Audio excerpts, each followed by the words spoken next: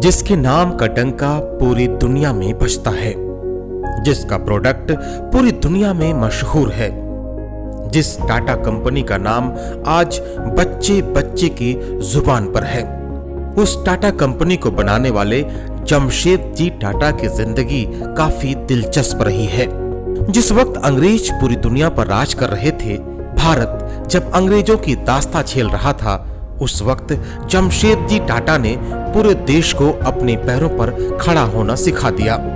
जमशेदजी टाटा ने सिर्फ अपना भविष्य नहीं देखा, बल्कि उन्होंने देखा देश का भविष्य, औद्योगिक भारत का सपना, वैज्ञानिक भारत का ख्वाब।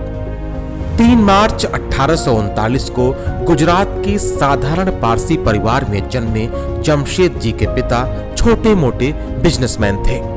जमशेदजी जब 14 साल के हुए तो उन्होंने अपने पिता के व्यवसाय में हाथ बटाना शुरू कर दिया। इस दौरान जमशेदजी की पढ़ाई भी चलती रही, लेकिन स्नातक की डिग्री लेने के बाद से वो अपने पिता के व्यवसाय में पूरी तरह से लग गए।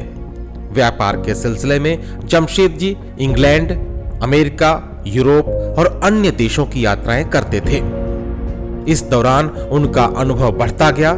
वो ये जान गए थे कि ब्रिटिश आधिपत्य वाले कपड़ा उद्योग में भारतीय कंपनियां भी सफल हो सकती हैं। 29 साल की उम्र तक उन्होंने अपने पिता के व्यवसाय में हाथ बटाया, लेकिन बाद में मात्र 21,000 रुपए की पूंजी लगाकर उन्होंने खुद का बिजनेस शुरू कर दिया। सन 1869 में उन्होंने एक दिवालिया तेल मिल खरीदा और उसे एक कॉटन मिल में तब्दील कर उसका नाम अलेक्जेंडर मिल रख दिया। लगभग 2 साल बाद जमशेदजी ने इस मिल को ठीक ठाक मुनाफे के साथ बेच दिया और इन्हीं रुपयों से उन्होंने सन 1874 में नागपुर में एक कॉटन मिल स्थापित किया। उन्होंने इस मिल का नाम बाद में इम्प्रेस मिल कर दिया।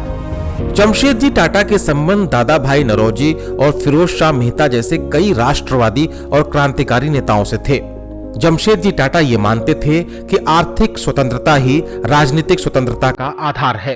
कामकाज के जिस तौर तरीके को आज की दुनिया प्रोफेशनल कल्चर कहती है, उस प्रोफेशनल कल्चर के बारे में जमशेदजी टाटा उसी वक्त जान गए थे। वो जमशेदजी ही थे जिन्होंने अपनी फैक्ट्रियों में पीएफ यानी प्रोविडेंट फंड, दुर्घटना बीमा स्कीम और पेंशन फंड की स्थापना कराई थी। इतना ही नहीं, हिंदुस्तान में जमशेदजी टाटा की वजह से ही पहली बार मजदूरों को बेहतर काम के लिए इनाम दिए जाने, उन्हें कपड़े बांटे जाने लगे।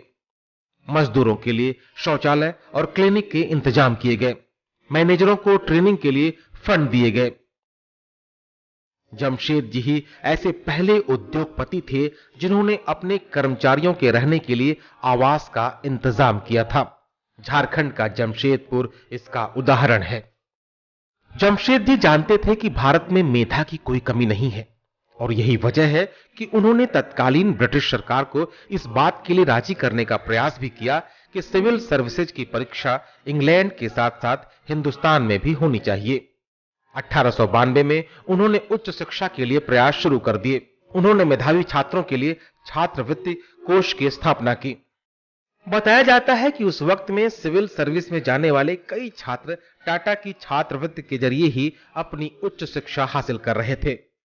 इन छात्रों में से कई देश में शीर्ष पदों पर भी पहुंचे। जमशेदजी का एक और सपना था कि वो देश में विज्ञान के लिए कुछ करें। उन्होंने भारतीय विज्ञान संस्थान की स्थापना के प्रस्ताव के साथ तत्कालीन वायसराय लॉर्ड कर्जन से भी मुलाकात की, लेकिन तब लॉर्ड कर्जन ने उनकी बातों को मजाक में उड़ा दिया। हालांकि जमशेदजी टाटा का यह ख्वाब उनके निधन के बाद पूरा हुआ, जब 1909 में भारतीय विज्ञान संस्थान की स्थापना की गई। जमशेदजी को उनकी 4 उपलब्धियों के लिए हमेशा याद किया जाएगा। स्टील उत्पादन इकाइयों की स्थापना, जल विद्युत यानी हाइड्रो इलेक्ट्रिक ऊर्जा का उत्पादन, भारतीय विज्ञान संस्थान और होटल ताजमहल का निर्माण। आज जिस टाटा एंड सन्स का साम्राज्य सबसे बड़ा है, जो नमक से लेकर ट्रक तक बनाता है, वित्त से लेकर सॉफ्टवेयर तक में नजर आता है, उस साम्राज्य के लौह पुरुष जमशेदजी टाटा ही थे। जमशेदजी ऐसे उद्योगपति थे जिन्होंने अपने विचारों और कर्मों से नए हिंदुस्तान की नींव रखी थी। जमशेदजी टाटा ने जितना देश से लिया उससे ज्यादा इस देश को लौटा दिया। ऐसी ही प्रेरणादायक कमाल वीडियोस के लिए देखते रहे कमाल जिंदगी। Please like, share and subscribe.